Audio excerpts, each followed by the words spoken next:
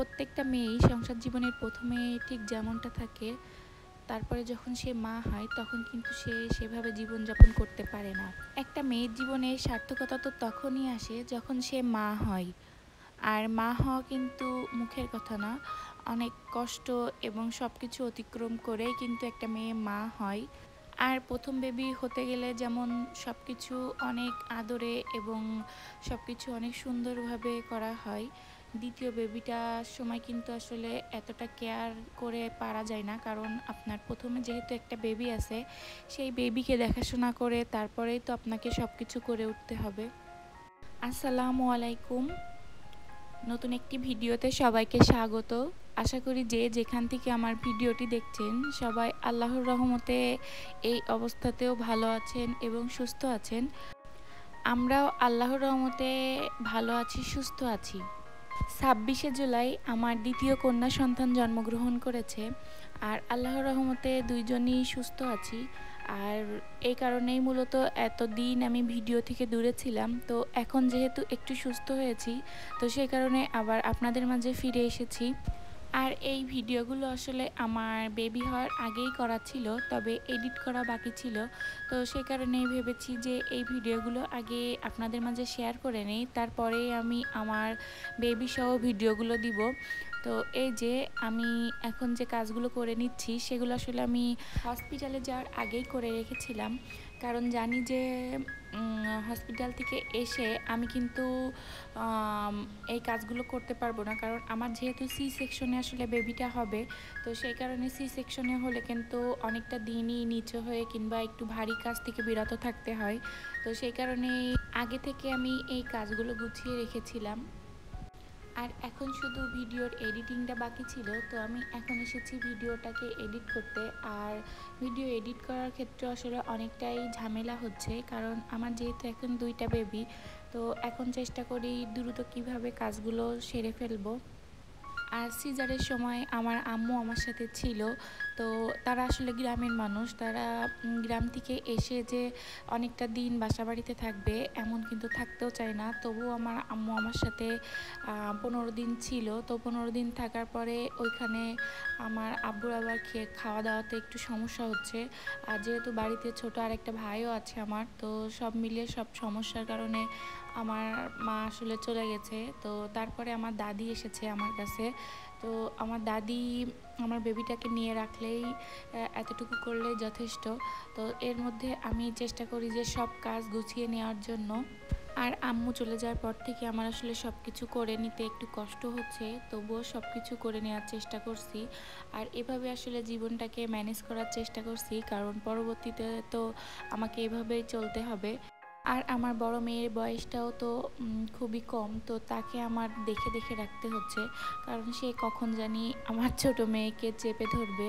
তো এটাই হচ্ছে ভয়। আর ছোট বেবিটা তেমন একটা জ্বালাতন করে না, সেটা শুধু একটু ক্ষুধা লাগলে খেয়ে তারপরে আবার ঘুমিয়ে পড়ে। তো সেই কারণেই আমার সব কিছু করে নিতে একটু সহজই হচ্ছে। আর এই যে আমি একটা ডিআইওয়াই করব, সেটাই আপনাদের সাথে একটু শেয়ার করব। এই তো এখানে 1 গজ মতো লেস আমার কিনা ছিল বাসায়, তো এটা আসলে কোনো কাজে লাগছিল না। তো ভাবলাম যে এটা দিয়েই আমি ডিআইওয়াইটা করে নিই।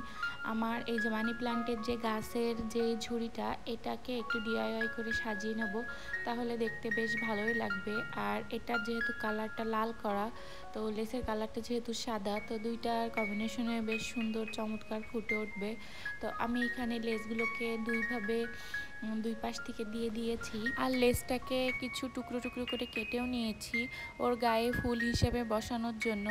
এইভাবে আমি লেসগুলোকে কেটে নিয়েছি। আর লেসের পরিবর্তে আমি এখানে পুঁতি হিসেবেও দিয়েছিলাম যে কেমন লাগবে দেখতে, তবে পুঁতি দেওয়ার পরে বেশি একটা ভালো লাগছিল না, তারপরে আমি লেসগুলোকেই দিয়ে দিয়েছি।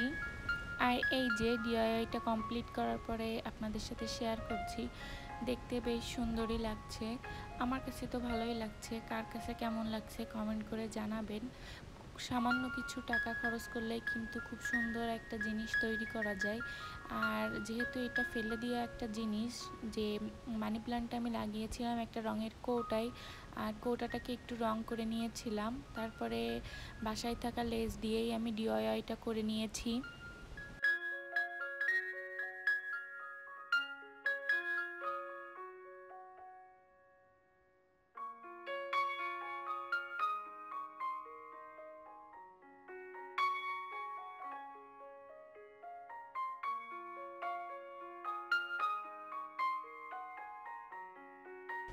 আর এখনো পর্যন্ত যারা আমার ভিডিওটি দেখছেন তারা ভিডিওতে প্লিজ একটি লাইক দিয়ে দিবেন। আর যারা এখনো পর্যন্ত আমার চ্যানেলটি সাবস্ক্রাইব করেননি তারা প্লিজ আমার চ্যানেলটি সাবস্ক্রাইব করে আমার পাশে থাকবেন। আর যারা অলরেডি এই কাজটি করে ফেলেছেন তাদেরকে জানাই অসংখ্য ধন্যবাদ।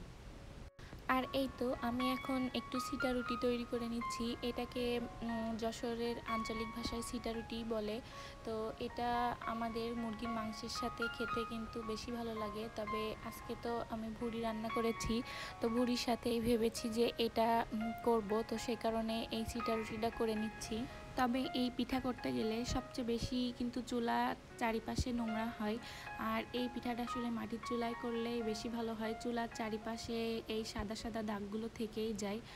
আর আজকে আমি হাতের ছিটা দিয়েই কিন্তু এই পিঠাটা তৈরি করছি। তবে এই পিঠাটা দুইভাবে করা যায়। আরেকভাবে হচ্ছে গোলাটাকে বোতলের ভিতরে নিয়ে বোতলটাকে একটু ছিদ্র করে নিতে হবে। তারপরে সেই ছিদ্র দিয়েই কিন্তু হালকা হালকা করে বের করে ছিটিয়ে দিতে হবে। তবে আমি সেভাবে করিনি, আমি হাতেই করেছি। আর হাতে করতেই কিন্তু বেশি আমার কাছে সহজ মনে হয়, তো এভাবেই করে নিয়েছি।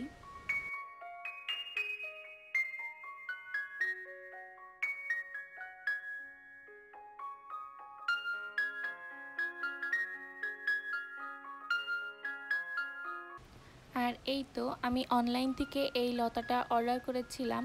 এটা অনলাইনে আমি দেখে আমার খুব ভালোই লাগছিল, তো সেই কারণে আমি অর্ডার করেছি।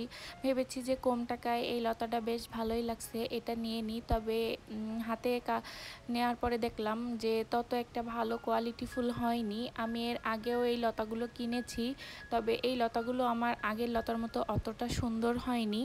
তবে লতাগুলো আমি ফেরতও দেইনি, কারণ যেহেতু ডেলিভারি চার্জটা আসলে কাটবেই, তো সেই কারণে ভেবেছি যেহেতু অল্প টাকায় আর এগুলো ফেরতও দেব না। তো দেখি এগুলো দিয়ে কিভাবে আসলে ঘরটা সাজাবো, পরবর্তীতে আপনাদের সাথে শেয়ারও করব। আর এই যে এটা হচ্ছে আমার আগের লতাটা, এটার কোয়ালিটিটা অনেক সুন্দর। আজকের ভিডিওটি এ পর্যন্তই। আল্লাহ হাফেজ।